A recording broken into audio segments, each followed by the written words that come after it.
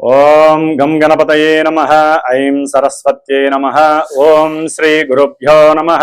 హరి ఓం. ఓం జ్ఞానానందమయం దేవం నిర్మల స్ఫటికాకృతిం ఆధారం సర్వ విద్యానాం శ్రీ హయగ్రీవముపాస్మహే. సర్వమంగళ మాంగళ్యే శివే సర్వార్థ సాధికే శరణ్యే త్రయంబికే దేవి నారాయణి నమోస్తుతే. మంగళం భూయాత్. రక్షమాం రక్షమాం పాహిమాం పాహిమాం సర్వం ఉమామహేశ్వరానుగ్రహ సిద్ధిరస్తు. వీక్షిస్తున్నటువంటి ప్రేక్షకులందరికీ కూడా 2026 సంవత్సరంలో మరి మార్చి 19వ తారీఖున వస్తున్నటువంటి యుగాది శ్రీ పరాభవనామ సంవత్సర నూతన యుగాది శుభాకాంక్షలు. ఈ యొక్క పరాభవనామ సంవత్సరంలో ముఖ్యంగా మనందరికీ కూడా ఎటువంటి అవమానాలు, సమస్యలు, ఇబ్బందులు తలెత్తకుండా, ఎటువంటి పరాభవాలు కలగకుండా ఆ యొక్క పార్వతీ పరమేశ్వరులు అందరినీ కూడా రక్షించుగాక.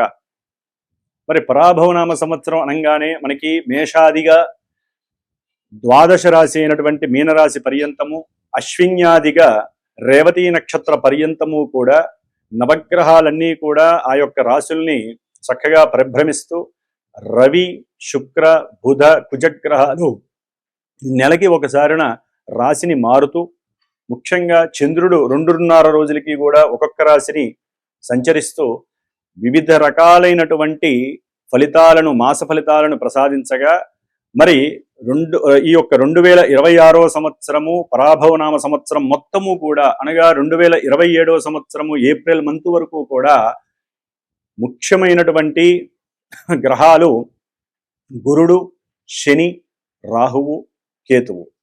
మరి ఈ యొక్క 4 గ్రహాల మీద ఈ రాశుల యొక్క ఫలితాలు, ఆ రాశుల్లో ఉన్నటువంటి నక్షత్రాల వారు, ఈ రెండూ కూడా తెలియనటువంటి వారు, నామాక్షరాలు కలిగినటువంటి వారికి ఏ ఏ విధమైనటువంటి ఫలితాలు ఉంటాయో గమనించే ముందుగా మరి యొక్క పరాభవనామ సంవత్సరంలో ముఖ్యంగా ప్రతి రాశికి కూడా శాస్త్రరీత్యా ఆదాయము, వ్యయము, రాజపూజ్యము, అవమానము ఇవి చక్కగా మనకి ఇస్తూ, వీటి ప్రకారము మనం ప్లానింగ్ చేసుకుంటూ ఈ యొక్క సంవత్సరం మొత్తం ఏ విధంగా ఆదాయాన్ని స్థిరత్వంగా ఉంచుకోవాలి, ఖర్చుల్ని ఏ విధంగా తగ్గించుకోవాలి, ఏ విధంగా మాట్లాడితే మన యొక్క గౌరవ మర్యాదలు పెరుగుతాయి, ఎవరితో జాగ్రత్తగా మాట్లాడకుండా ఉంటే మనకి అవమానాలు లేకుండా ఉంటాయి, ఇలాంటివన్నీ బ్యాలెన్స్ చేసుకుంటూ మరి మొత్తం మీద అన్ని రాశులకి కూడా చూసుకున్నట్లయితే ఆదాయము చాలా తక్కువగా ఉంది, వ్యయము ఎక్కువగా ఉంది, రాజ్యపూజ్యము తక్కువగా ఉంది, అవమానాలు ఎక్కువ ఉన్నాయి. 12 రాశుల ప్రకారము చూస్తే మొత్తము కూడితే.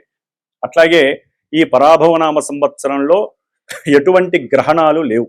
మన యొక్క భారతదేశానికి ఏ గ్రహణాలు కూడా వర్తించవు. అట్లాగే ముఖ్యంగా ఈ యొక్క శ్రీ పరాభవనామ సంవత్సరంలో రాజుగారు మనకి గురువారం అయింది కాబట్టి రాజుగా మరి గురుడు అంటే బృహస్పతి, అట్లాగే మంత్రిగా కుజుడు అనగా అంగారకుడు, సేనాధిపతిగా, అర్ఘ్యాధిపతిగా, మేఘాధిపతిగా చంద్రుడికి 3 పోర్ట్ఫోలియోస్ వచ్చినాయి. అట్లాగే శుక్రుడికి సస్యాధిపతిగా, అట్లాగే నీరసాధిపతిగా 2 పోర్ట్ఫోలియోస్ వచ్చినాయి. అట్లాగే రసాధిపతిగా రవికి పోర్ట్ఫోలియో వచ్చింది. బుధుడికి మరి అర్ఘ్యాధిపతిగా, ధాన్యాధిపతిగా మరి పోర్ట్ఫోలియో ఇచ్చారు. కాబట్టి ఉన్నంతలో శని భగవానుడికి ఎటువంటి అధికారత్వం లభించలేదు. అయితే ఇక్కడ రాజుగారిగా ఉన్నటువంటి గురుడు వలన రాజ్యాలను పరిపాలించేటటువంటి వారు, ప్రపంచంలో ఏ రాజుగారైనా సరే, అంటే పిఎంలు కావచ్చు, సీఎంలు కావచ్చు, రాజకీయ నాయకులు ఎవరైనా సరే, ప్రజలని ఉద్ధరించే వాళ్ళు ఎవరైనా సరే జ్ఞానముతో మెలగాలి, చక్కటి సంభాషణలు చేసుకోవాలి, సంప్రదింపులు చేసుకోవాలి. వీలుంటే ముఖ్యంగా జ్ఞానవంతులైనటువంటి ఎంతోమంది ఆధ్యాత్మికవేత్తలతో వారి యొక్క ఫ్యూచర్ అంటే ప్రజలకి ఏ విధంగా అయితే లాభపడతారో దాని గురించి, రాజ్యము నిలబడటానికి, రాజ్యంలో సంపద స్థిరంగా ఉండటానికి, దానికి సంబంధించినటువంటి మరి పురోహితాదుల్ని కానీ, జ్యోతిష్కుల్ని కానీ, ఎంతోమంది ఆధ్యాత్మిక పండితుల్ని కలిసి వారితో గురువుల యొక్క ఆశీర్వచనాలను పొంది వారు సూచించిన విధముగా మరి రాజులుగా చలామణి అవుతున్నటువంటి ప్రభుత్వ నాయకులందరూ కూడా ఎన్నో రకాలైనటువంటి హోమాదులని, జపాదులని, పూజలని, అభిషేకాదులని కూడా మరి రాష్ట్రము, దేశము, జిల్లాల వ్యాప్తిగా చేసుకుంటూ మనకున్నటువంటి గ్రహస్థితిలో మంత్రిగా కుజుడు వచ్చాడు.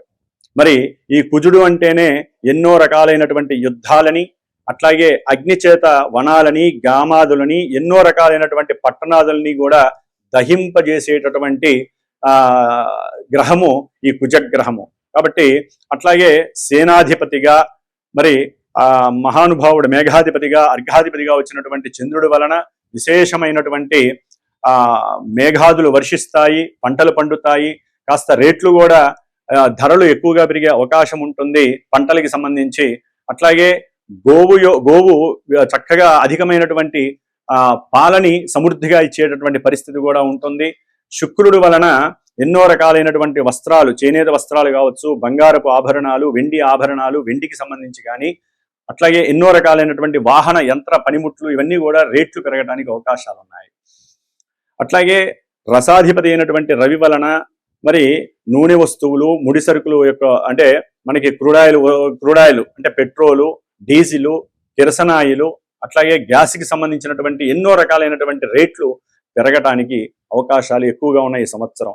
కాబట్టి వీటన్నిటి పరంగా చూస్తే రాజులు అంటే మన రాష్ట్రాలని, దేశాలని పరిపాలించేటటువంటి వాళ్ళు బుద్ధితో, తెలివితేటలతో, మంచి వాక్కుతో, సంప్రదింపులతో, జ్ఞానంతో ప్రవర్తిస్తూ దేశంలో, ప్రపంచంలో ఉన్నటువంటి సామాన్యమైనటువంటి ప్రజలను రక్షించే ప్రయత్నం మాత్రమే చేయాలి. కానీ వారి యొక్క అధికార వాంఛ కోసము, అట్లాగే అధికార సంపద యొక్క కోరిక అంటే సంపదలను పెంచుకోవాలి, మన దేశము, మన రాజ్యమే బాగుండాలి, నేనే గొప్పవాడిగా ఉండాలనేటువంటి ఆకాంక్షను తీసివేసి మన దేశము, మన దేశంలో ఉన్నటువంటి ప్రజలు, మన యొక్క దేశాల్లో ఉన్నటువంటి సంపదల్ని కాపాడుకునే ప్రయత్నాలు భాగంగా మరి దేశాన్ని రక్షించేటటువంటి పురోహితాదులు కానీ, ఎంతోమంది పండితులు కానీ విపత్తులు కలిగినప్పుడల్లా, ఇప్పుడు ప్రజెంట్ మరి ఎన్నో రకాలైనటువంటి యుద్ధాలు జరుగుతున్నాయి దేశాల మధ్య, దాని వలన ఎన్నో రేట్లు పెరిగే అవకాశాలు ఉన్నాయి. ఇక్కడ అవినీతి, మోసము అన్నీ కూడా చక్కగా చారులు చేస్తుంది. కాబట్టి దానికి సంబంధించినటువంటి హోమాదుల్ని చేస్తూ ప్రజలని ఎటువంటి కక్షలు, ఎటువంటి ఇబ్బందులకి గురి చేయకుండా ఉండేటట్టుగా చక్కగా దైవానుగ్రహాన్ని అందరూ పొందాలి. ప్రతి ఒక్కరూ ఇళ్లల్లో చక్కగా విష్ణు సహస్రనామ పారాయణ చేయటం ద్వారా, అట్లాగే దైవాన్ని ఎక్కువగా ఆరాధించడం ద్వారా, సనాతన ధర్మంలో ఉన్నటువంటి వారు కావచ్చు, వేరే మతస్థులు ఎవరైనా సరే వారి యొక్క దేవుళ్ళని ప్రార్థన చేసుకుంటే మనకి జరిగేటటువంటి ఈ యొక్క యుద్ధాలన్నీ కూడా ఈ మార్చి 20 తర్వాత కాస్త తగ్గుముఖం పడతాయి. మళ్ళీ ఏప్రిల్ 3వ తారీఖు నుంచి 5వ తారీఖు నుంచి కూడా కుజుడు, శని కలవటం ద్వారా విపరీతమైనటువంటి జల గండాలు అంటే నీటికి సంబంధించినటువంటి నీటిలోని వస్తువుల వలన నీటిలో ఉన్నటువంటి పర్వతాలు, అగ్నిపర్వతాలు పేలటము, లేకపోతే జలగండాలు, ఇలాంటివి ఇంకా ఎన్నో రకాలైనటువంటి సమస్యలు ఉద్భవించే అవకాశాలు ఉన్నాయి. కాబట్టి ప్రతి ఒక్కరూ ఈ మే 10 వరకు కూడా, ఏప్రిల్ నెల మొత్తము కూడా హనుమంతుడికి సంబంధించిన హోమాదులు కానివ్వండి, హనుమాన్ చాలీసా పారాయణలు, సుందరాకాండ పారాయణలు, ఈ విధంగా హనుమంతుల వారిని ప్రార్థించడం ద్వారా కుజ శనుల యొక్క కలయిక వలన రాష్ట్రాలు, దేశాలు నాశనం అవ్వకుండా ఎటువంటి యుద్ధాలైనా సరే ఆగిపోయే ప్రయత్నము ఒక్క హనుమంతుల వారు మాత్రమే చేయగలరని ఆశిస్తూ, మరి ఈ యొక్క పరాభవనామ సంవత్సరంలో మేషాది రాశి పర్యంతము కూడా మీనరాశి వారికి ఏ విధంగా వారి యొక్క ఫలితాలు శుభంగా ఉంటాయా, కొన్ని ఇబ్బందులు ఉంటాయో తెలుసుకునే ప్రయత్నం చేస్తూ అందరికీ కూడా ఈ పరాభవనామ సంవత్సరం చాలా చాలా సౌఖ్యపరమైనటువంటి సిరి సంపదల్ని ప్రసాదిస్తూ, ఉన్నత వృత్తి, ఉద్యోగ, వ్యాపారాదుల్ని వృద్ధి చేస్తూ, అఖండమైనటువంటి సిరి సంపదలను కలుగజేస్తూ, విశేషమైనటువంటి ప్రాధాన్యతని, గౌరవ మర్యాదల్ని పెంచాలని ఆశిస్తూ, ఓం శతమానం భవతి శతాయు పురుష శతేంద్రియ ఆయుష్యేవేంద్రియే ప్రతిష్టతి. ఓం శ్రీమాత్రే నమః. మిథున రాశి. శ్రీ పరాభవనామ సంవత్సరంలో మిథున రాశి వారి, ముఖ్యంగా ఈ రాశి వారికి ఆదాయ వ్యయాలు గనక గమనించినట్లయితే ఆదాయము 8 గాను, వ్యయము 11 గాను నిర్ణయింపబడింది. అట్లాగే వీరికి కలిగేటటువంటి రాజ్యపూజ్యం 1, అవమానం 7గా చెప్పబడింది. అంటే ఉన్నంతలో వీరికి గౌరవ మర్యాదలు అంటే స్వయంకృత అపరాధాలు కానివ్వండి, బంధువులతో కలిగేటటువంటి వాదోపవాదాలు, అతి తెలివితేటల వలన వీరు అవతల వారి నుంచి పొందే అవమానాల శాతం ఎక్కువగా ఉంటుంది. వీరికి ఉన్నటువంటి విలువలు వీరే తగ్గించుకునే ప్రయత్నాలు ఎక్కువగా చేస్తూ ఉంటారు. జాగ్రత్త వహించండి. ఆదాయ విషయంలో వీరు ఎంత కష్టపడ్డా కూడా శని ఇచ్చే ఫలితాలు ఇవ్వట్లేదు కాబట్టి కొంచెం వీరి యొక్క శారీరక శ్రమతో పాటుగా కాస్త జిజ్ఞాసని, ప్రణాళికలని, బద్ధకాన్ని వదిలించుకునే ప్రయత్నాన్ని చేసినట్లయితే, అట్లాగే కోరికల్ని కనుక కొంతవరకు నివృత్తి చేసుకున్నట్లయితే, ఎందుకంటే మధ్యలో కాస్త గురువు వలన డబ్బులు వస్తుంది, అప్పుడు ఆ ఖర్చు అనేటటువంటిది కనుక వీరు తగ్గించుకున్నట్లయితే, కోరికలే ఖర్చులండి కాబట్టి కోరికలు తగ్గిస్తే వ్యయం తగ్గుతుంది, ఆదాయానికి లెవెల్ చేసుకునే పరిస్థితి మీ చేతుల్లో ఉంటుంది. మరి మిథున రాశిలో ముఖ్యంగా మృగశిర నక్షత్రం 3-4 పాదాలు, ఆరుద్ర 1, 2, 3, 4 నక్షత్ర పాదాలు, అట్లాగే పునర్వసు నక్షత్రం 1, 2, 3 పాదాల వారు ఈ యొక్క మిథున రాశిని మరి ఆ రాశిలో ఉండేటటువంటి ఫలితాలని వీరు కూడా ఇస్తూ ఉంటారు, ఈ యొక్క నక్షత్రాల వారు. కాబట్టి ముఖ్యంగా మిథున రాశిలో జూన్ 1వ తేదీ వరకు గురువు యొక్క స్థితి ఆశాభంగాలని, మిత్రులతో కానీ, లేకపోతే వీరి యొక్క బంధువులతో కానీ, లేకపోతే తండ్రితో కానీ వాదోపవాదాలు చేయటం మానుకోవాలి. తెలివి తక్కువగా ప్రవర్తించటం అవసరం లేదు. చక్కగా వీరు ఈ జూన్ 1వ తేదీ వరకు కూడా ఆరోగ్యం రక్షించుకోవడానికి కావచ్చు, వ్యాపారంలో అవసరం లేని కొన్ని పెట్టుబడులు పెట్టాలనే పరిస్థితుల్ని తెచ్చుకోకుండా, అట్లాగే కొంతమంది ఉద్యోగస్తులు ఉద్యోగ భంగాలను ఎదుర్కొనే పరిస్థితి ఉంటుంది. చెప్పా కదా, అధికమైన తెలివితేటలు ఎక్కువ అవటం, నా అంతటి గొప్పవాళ్ళు లేడనే యువ ఫీలింగు, ఇవన్నీ కూడా వీరి ఉద్యోగంలో కూడా నిరాశావాదాన్ని పెంచుతాయి. ముఖ్యంగా ఈ యొక్క గురువుకి సంబంధించినటువంటి స్తోత్రం ఉంటుందండి. దేవానాంచ ఋషీనాంచ గురుం కాంచన సన్నిభం బుద్ధిభూతం త్రిలోకేశం తం నమామి బృహస్పతిం. బృహస్పతి వారిని ఈ శ్లోకంతో రోజు ఒక 120 సార్లు స్తోత్ర పారాయణ చేయండి. అట్లాగే గురువుకి సంబంధించినటువంటి శనగలని ఈశ్వరుడికి నైవేద్యంగా పెట్టి ఈశ్వరారాధన, అభిషేకం చేసుకోండి, మీకు గురు దోషం తొలగిపోతుంది.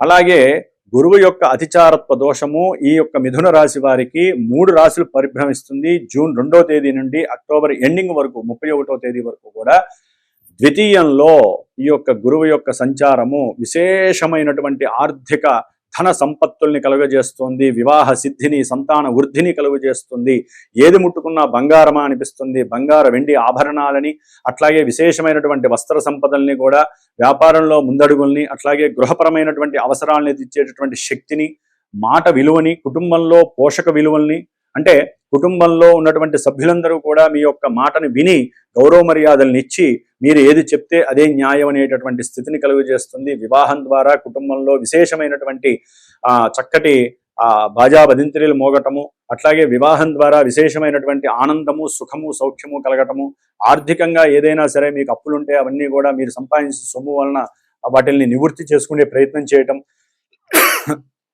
అట్లాగే ఈ గురువు విశేషమైనటువంటి విద్యలో ప్రావీణ్యతను కూడా ఇస్తూ ఉంటాడు. అట్లాగే ఆకస్మికంగా వృత్తిలో ఎదుగుదల ద్వారా ధన లాభాన్ని కూడా ఇస్తాడు. మీ తెలివితేటలు, మీకున్నటువంటి వాగ్ధాటి ద్వారా, వాక్కు యొక్క శుద్ధి ద్వారా మాత్రమే మీరు మీకున్నటువంటి జ్ఞానాన్ని ఉపయోగించడం ద్వారా ఆకస్మికంగా మంచి ధన లాభం కలుగుతుంది. విశేషమైనటువంటి స్పెక్యులేషన్స్ ద్వారా కూడా లాభం కలుగుతుంది. అట్లాగే ఈ యొక్క గురుడు నవంబర్ 1వ తేదీ నుండి దాదాపుగా జనవరి 25వ తేదీ వరకు కొంచెం ఇబ్బందులు పాల్చేస్తాడు. అంటే కార్యభంగాలు, ఉద్యోగంలో కాస్త మీరు అనుకున్నటువంటి వ్యవహారాల యందు, విషయాల యందు కూడా కాస్త వెనకంజు వేయటము, ప్రభుత్వ ఉద్యోగుల్లో అయితే కనుక మీరు ఆశించిన ఫలితాలు, అట్లాగే మీరు ఏదైతే వ్రాత పరీక్షలు రాస్తారో గవర్నమెంట్ జాబ్స్కి, వాటి యందు సరైనటువంటి పోషణ లేకపోవటము, దానివల్ల నిరాశ నిస్పృహలకి గురవటము, అట్లాగే బంధుమిత్రాదులతో కాస్త ఆర్థికపరమైనటువంటి ఇబ్బందులు కలగటము, లేకపోతే వ్యాపార సమాలోచనలు, అంటే వ్యాపార భాగస్వామ్యంలో సమాలోచనలు మీకు నచ్చకపోవటము, లేకపోతే మీ ద్వారా కలిగినటువంటి ఆలోచనలు అవతల వాళ్ళకి నచ్చపోక మీ ఇరువురి మధ్య కూడా కొంత వైరత్వం రావటము, చేసేటటువంటి ఉద్యోగ అవకాశాల గురించి మీరు చేసే ప్రయత్నంలో కూడా కార్య ఆటంకాలు కలగటము, ఇవన్నీ కూడా కలిగే అవకాశం ఉంటుంది. భార్యాభర్తల మధ్య సరైనటువంటి సత్ప్రవర్తన, సదాలోచన, ఐక్యత గనక లేకపోయినట్లయితే మీ యొక్క భాష, మీ యొక్క వాక్చాతుర్యము, అట్లాగే మీరు తీసుకునే స్వయంకృత నిర్ణయాలు, ఇవన్నీ కూడా మీ యొక్క దాంపత్య జీవితంలో, వ్యాపారంలో కానీ, ఉద్యోగంలో కానీ నిట్ట నిలువలా ఉంచే పరిస్థితులు నవంబర్ నుంచి దాదాపుగా జనవరి ఎండింగ్ వరకు ఉంటుంది. తర్వాత మళ్ళీ జనవరి ఎండింగ్ నుంచి కూడా ఈ గురుడు మళ్ళీ వక్రీగతను పొంది సంవత్సరాంతము అంటే ఏప్రిల్ ఎండింగ్ వరకు కూడా మళ్ళీ విశేషమైనటువంటి యోగాలను ఇస్తున్నాడు. గృహ లాభాలు కలుగజేస్తాడు. అట్లాగే విశేషమైనటువంటి స్థలములు, భూములు, మాత్రార్జిత పిత్రార్జిత లాభాదులు, వ్యాపారంలో విపరీతమైనటువంటి ధనవృద్ధి అన్ని కలుగజేస్తాడు గురుడు. కాబట్టి దాదాపుగా వీరు మధ్యకాలం అంటే జూన్ 2వ తేదీ నుండి అక్టోబర్ ఎండింగ్ వరకు కూడా బాగుంది. జనవరి 24 నుండి మళ్ళీ ఏప్రిల్ ఎండింగ్ వరకు కూడా బాగుంది. కాబట్టి మిగతా సమయాలలో వీరు గురుగ్రహ స్తోత్రాన్ని, గురుగ్రహానికి సంబంధించిన గురుతత్వ చరిత్ర పారాయణ చేసుకోండి. అట్లాగే గురుగ్రహ అధిష్టాన దేవత అయినటువంటి ఈశ్వరాభిషేకాలను ఎక్కువగా చేసుకోండి. లేదా దత్తాత్రేయులు వారి యొక్క ఫోటో ఇంట్లో పెట్టుకొని చక్కగా 5 ఒత్తులు దీపారాధన చేసి శనగలు ప్రతి గురువారం నైవేద్యం పెట్టి 16 గురువారాలు మీ మనో అభీష్టం నెరవేరడానికి ఈశ్వరాలయంలో నైవేద్యం పెట్టి 10 మందికి పంచండి.